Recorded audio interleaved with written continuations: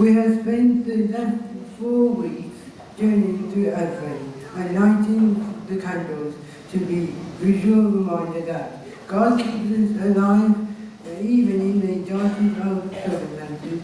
God is love. God is and gives joy even when all around us is uncertain. God is peace.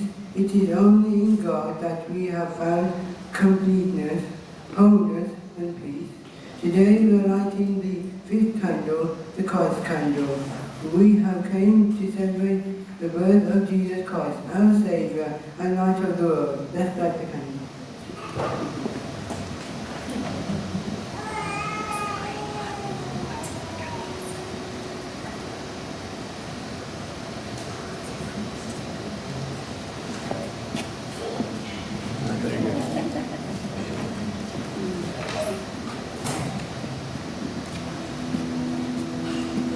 So, over these next couple of days, we are joining with the wider multicultural international church to celebrate Jesus, the one who gave up all power, sovereignty and dignity, and was born a helpless, dependent baby.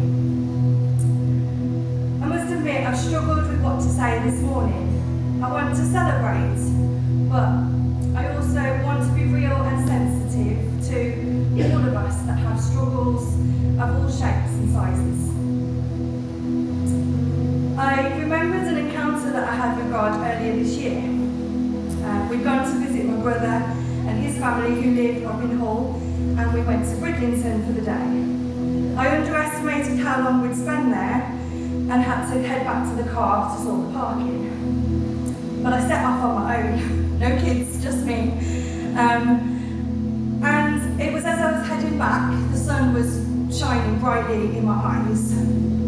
It was also April, so it was chilly by the seaside. So I put on my sunglasses and I sorted out my coat and my scarf, and I heard a voice. So are you ready yet? I was like, oh, I'm a bit mad here. So are you ready to step into the light? And that's led me to on and off over the last few months to mull over what I need to do to prepare myself to step into the light. And also what I can do in the moments when God's glorious light quite simply feels too bright next to my grief and my sadness. In that moment at the seaside, it was okay to put on my glasses so that I could see better. According to a quick Google search, light is referenced in the Bible 263 times. Jesus referring to himself once as the light of the world. John chapter 1 verse 5 says, "The light shines in the darkness, and the darkness has not overcome it." Thursday night was the winter solstice, the longest night. I've become accustomed to the long night of grief. I've also come to trust that there is beauty to be found in the type of light that can be found there. If you wait with eyes and heart open enough to notice. It's at night that the beauty of the moon is the clearest. Or you can see a shooting star. Look away or blink and you could miss it. The glow of a campfire drawing people in closer.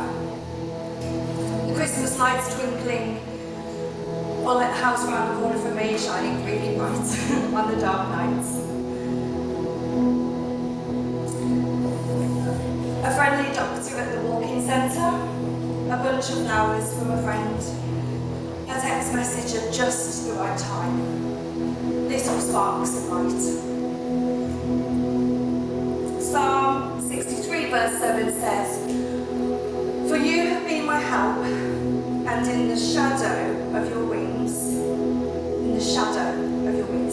I will sing for joy." And last Sunday, I did 2 carol services, 2 Christmas services, and one here we sang Noel, and at my dad's church we listened to a song, "Oh Come All You Unfaithful," which is well worth listening to. They both have lines that say, "Come and see what God has done," or "Come see what your God has done."